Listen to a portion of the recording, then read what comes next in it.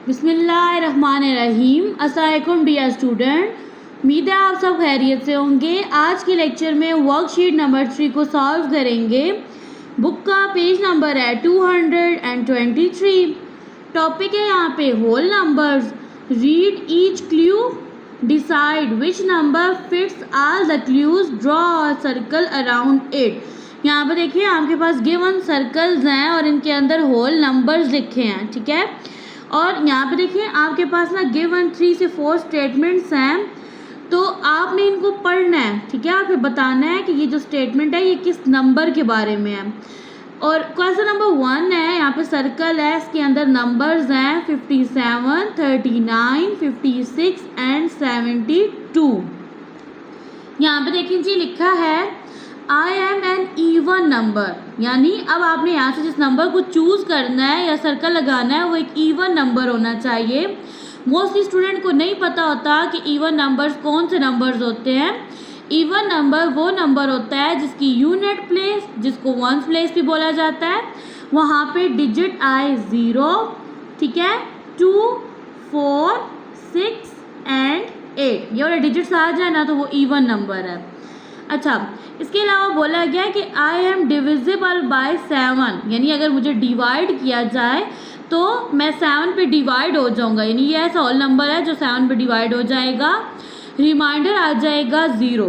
इसके अलावा I am divisible by 8, ठीक है, यानी कि जो आपने यहाँ से नंबर चूज़ करना है वो इवन होना चाहिए। Divisible by 7 and divisible by 8 होना चाहिए। यहाँ पे नंबर है 56, देखें ये यूनिट प्लेस होती है, ये सबसे पहली राइट साइड से पहला डिजिट, तो यहाँ पे आ रहा है 6, तो ये है 6, तो इवन नंबर है। यहाँ पे देखिए जी 56 को इस तरह से राइट कर दो, 7 का टेबल लेके जाओ, 7 8 56, माइनस करेंगे रिमाइंडर 0 आ जाएगा।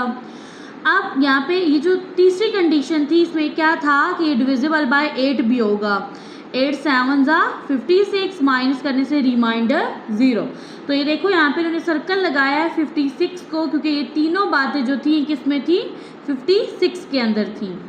क्वेश्चन नंबर 2, यहाँ पे देखिए सर्कल है और इसके अंदर होल नंबर्स हैं। अब जो होल नंबर इन स्टेटमेंट के साथ मैच करेगा उसको आपने सर्कल करना है। यहाँ पे लिखा है आई एम डिविजिबल बाय 2, यानी कि जो आपके पास गिवन नंबर है वो डिविजिबल बाय 2 होगा। मीन्स इट कि वो इवन नंबर होगा, क्योंकि इवन नंबर डिविजिबल बाय 2 होते हैं। I am more than 9 multiply 3, यानी 9 और 3 का प्रोडक्ट लें, 9 3 27, तो यहाँ पे बोला जा रहा है कि मैं जो है ना 27 से मोर हूँगा, ज़्यादा हूँगा, ठीक है। I M divisible by 3 and 10। अब देखिए मेरे माइंड में जो नंबर आ रहा है ना वो ये वाला आ रहा है, ठीक है।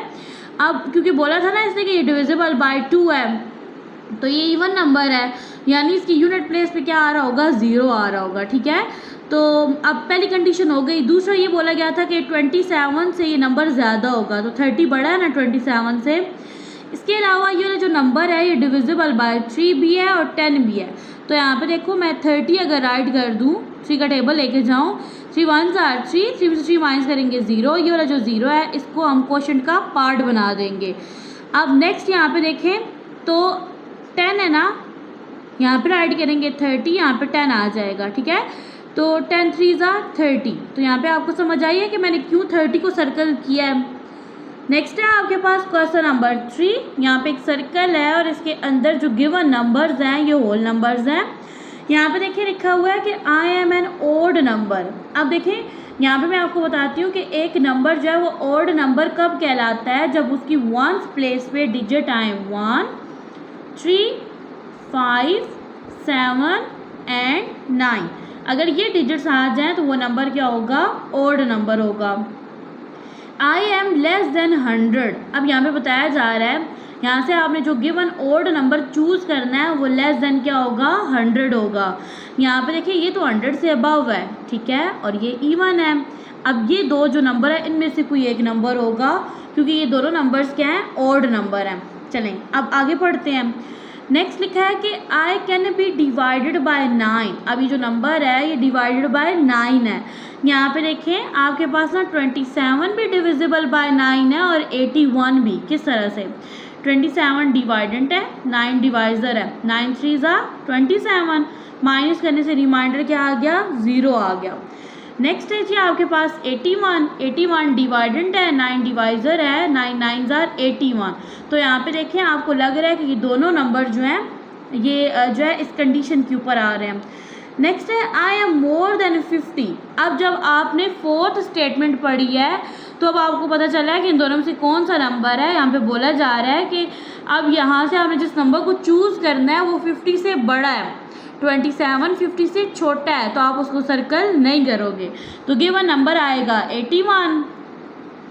क्वेश्चन नंबर 4, यहाँ पे आपके पास सर्कल है और इसके अंदर आपके पास होल नंबर्स हैं।